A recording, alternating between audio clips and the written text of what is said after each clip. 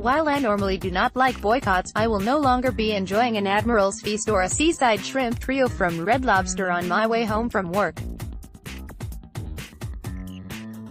It's not because I don't enjoy them, it's just that I enjoy freedom of speech far more. It's time for conservatives to start fighting corporate censorship boycotts with boycotts of our own. Let's start with Red Lobster. On Tuesday, the seafood giant announced that they will be joining the roughly 20 companies who have already pulled their ads from Fox News' Tucker Carlson tonight at the behest of political rage mobs. For those who haven't been following the development of the left's favorite economic weapon for the last few years, Carlson has been the target of a sustained and well-coordinated censorship campaign by the left to chill his speech by boycotting his advertisers in an effort to strong-arm Fox News into dropping him.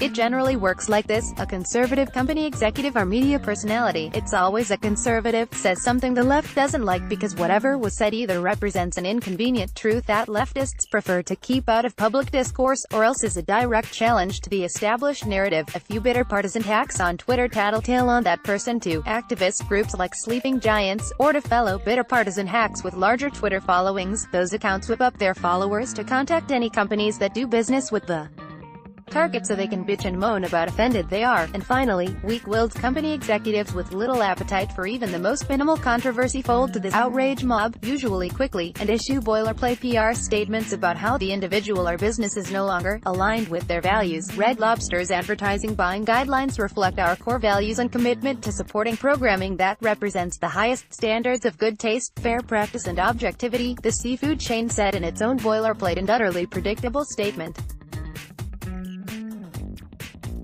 We reserve the right to make changes to our purchases when the dialogue is no longer in line with our criteria. Of course, companies have every right to decide where they want to advertise.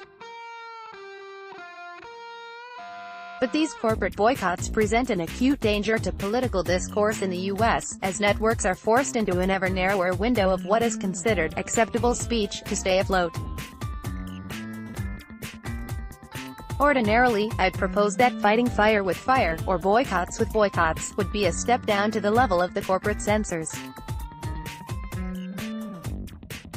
But it appears that little is being done to combat this culture in any meaningful way. The left is never punished for controversial statements like those of us on the right are. Not a single advertiser pulled out of Joy Reid's show after her history of anti-gay slurs came to light.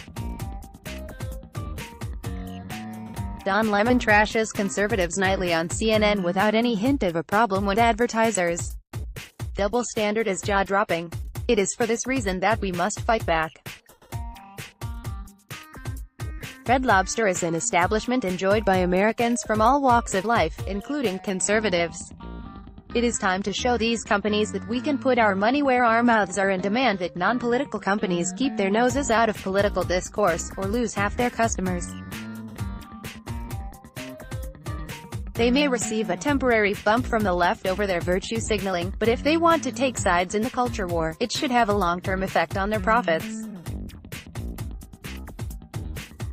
If you want to hear different perspectives on your networks, join me in refusing to give Red Lobster any more business from the right. Adam Weiss is the CEO of AMWPR, a New York political strategy and communications firm. His firm has represented Kimberly Guilfoyle, Judge Jeanine Pirro, Corey Lewandowski, David Bossie, Anthony Scaramucci and more. The views and opinions expressed in this commentary are those of the author and do not reflect the official position of the Daily Caller.